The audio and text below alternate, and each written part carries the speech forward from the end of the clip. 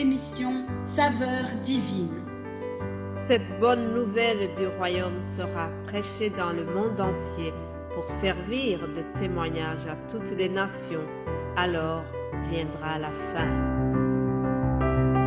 Ce pain céleste vous est présenté par Immaculée Niraneza. Shalom, shalom, mes bien-aimés de Dieu qui écoutent cette émission Saveurs divines. Alléluia, que la grâce de notre Seigneur soit avec vous. Je vous invite chaleureusement à l'écoute de notre méditation d'aujourd'hui. Mais avant cela, je vous propose de faire une courte prière avant de continuer. Père Céleste, nous te louons, nous te rendons grâce. Merci pour cette journée que tu nous accordes encore. Je prie que ça soit vraiment une journée de joie, une journée d'allégresse, une journée de bonnes actions, une journée où nous allons encore une fois prendre des engagements dans des bonnes œuvres que tu nous as préparées à l'avance. Ta parole est en train de nous enseigner que nous avons été créés pour de bonnes œuvres que tu as préparées à l'avance, afin que nous puissions les pratiquer en Jésus-Christ. Alléluia. L'être humain est honoré parce que tu l'as choisi pour collaborer avec toi, pour élargir le royaume de Dieu, pour apporter vraiment la joie dans les créatures que tu as créées, Seigneur, en faisant de bonnes œuvres, des actions d'amour, des actions qui témoignent notre foi. Merci Seigneur parce que tu nous as fait confiance lorsque tu nous as élus pour être tes collaborateurs. Alléluia. Sois béni Père Céleste. Nous sommes heureux de t'appartenir et nous sommes vraiment fiers de pouvoir faire quelque chose pour accomplir ta volonté, pour accomplir les bonnes œuvres que tu nous as préparées. Merci Seigneur. Je prie que chaque personne qui écoute ce message puisse encore une fois être motivée, être zélée pour de bonnes œuvres. Oui, je sais que nous en faisons déjà, mais que ce message puisse encore nous éveiller et puisse encore nous rendre plus sensibles à ces actes que tu as préparés d'avance pour que nous puissions les pratiquer et t'honorer. C'est au nom de Jésus-Christ que j'ai prié. Amen. Amen. Frères et sœurs, aujourd'hui donc nous continuons notre méditation. Je vous propose de voir ce que l'apôtre Jacques nous dit à propos de la foi et les œuvres. Donc je lirai dans l'épître de Jacques au chapitre 2 à partir du verset 14. Je ferai une longue lecture mais elle est simple. Lisons Jacques. Mes frères, que sert-il à quelqu'un de dire qu'il a la foi s'il n'a pas les œuvres? Cette foi peut-elle le sauver? Si un frère ou une sœur sont nus et manquent de la nourriture de chaque jour et que l'un d'entre vous leur dise « Allez en paix, chauffez-vous et rassasiez-vous » et que vous ne leur donniez pas ce qui est nécessaire au corps, à quoi cela sert-il? Il en est ainsi de la foi. Si elle n'a pas les œuvres, elle est morte en elle-même. Mais quelqu'un dira, toi tu as la foi et moi j'ai les œuvres. Montre-moi ta foi sans les œuvres et moi je te montrerai la foi par mes œuvres. Tu crois qu'il y a un seul Dieu, tu fais bien. Les démons le croient aussi et ils tremblent. Veux-tu savoir? Ô homme vain, que la foi sans les œuvres est inutile. Abraham, notre père, ne fut-il pas justifié par les œuvres qu'il offrit son fils Isaac sur l'autel? Tu vois que la foi agissait avec ses œuvres et que par les œuvres de la foi fut rendue parfaite. Ainsi s'accomplit ce que dit l'Écriture.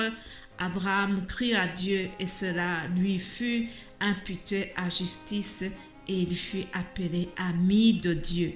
Vous voyez que l'homme est justifié par les œuvres et non par la foi seulement.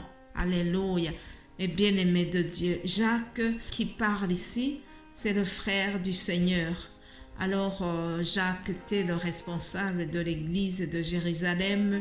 Alors il s'adresse aux chrétiens, des gens qui sont sauvés, des juifs qui sont convertis à Jésus-Christ.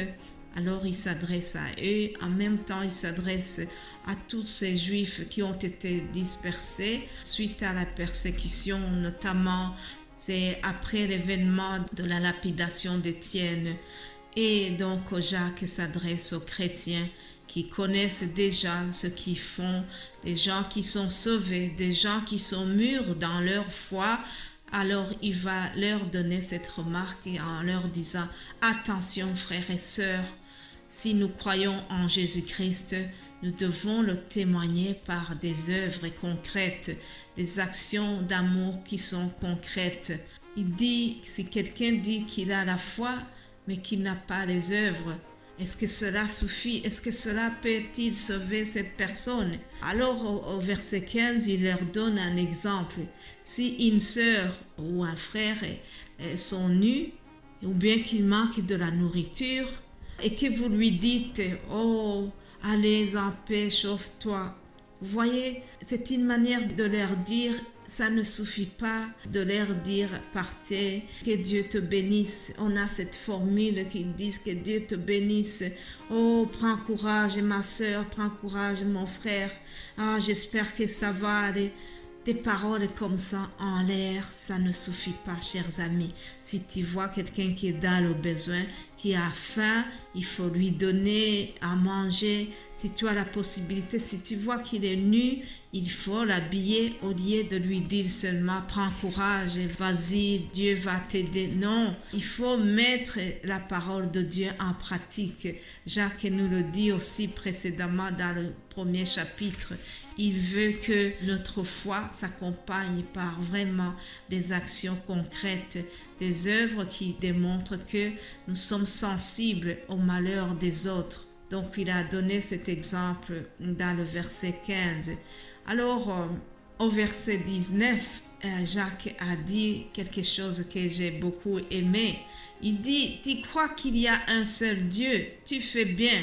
Les démons le croient aussi et ils tremblent. » Voyez, chers amis, dans ce verset, en fait, l'apôtre Jacques, il fait allusion au schéma Israël.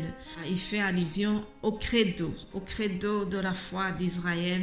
En effet, dans le livre du Deutéronome, chapitre 6, au verset 4, nous voyons donc le credo de la religion juive. C'est ce qu'on appelle le schéma Israël. Il est écrit « Écoute Israël, l'Éternel, notre Dieu est le seul éternel ».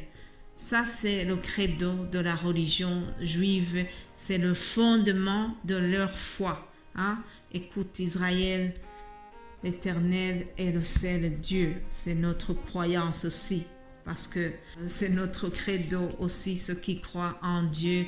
Nous croyons que l'Éternel Dieu créateur est le seul Dieu et c'est lui qui est éternel. Il a vécu tel qu'il était au temps de Moïse. Il n'a pas changé. Il est le même aujourd'hui et éternellement. Alors Jacques fait allusion au credo de la religion juive en leur disant « Tu crois qu'il y a un seul Dieu? Oui, tu fais bien. » Il rappelle leur croyance. Il dit, oui, si vous croyez qu'il y a un seul Dieu, vous faites bien, c'est vraiment quelque chose qui est louable. Cependant, c'est comme si vous direz, je vous fais remarquer que même les démons croient qu'il y a un seul Dieu. Les démons le croient aussi et ils tremblent devant Dieu. Vous voyez? Donc, ça ne suffit pas de croire que Dieu est le seul Dieu unique, qu'il est éternel, mais cette foi doit s'accompagner par les œuvres, par les actes qui démontrent notre foi. Alors il dit, veux-tu savoir, la foi sans les œuvres est inutile, chers amis. Voilà, Jacques vraiment souligne l'importance encore de pratiquer les bonnes œuvres. Il dit que notre foi, notre croyance en Dieu doit s'accompagner des bonnes œuvres et c'est ça notre meilleure façon de mettre la parole de Dieu en pratique. Dans le livre de l'Apocalypse, il y a un verset que je vais vous lire pour terminer la méditation d'aujourd'hui.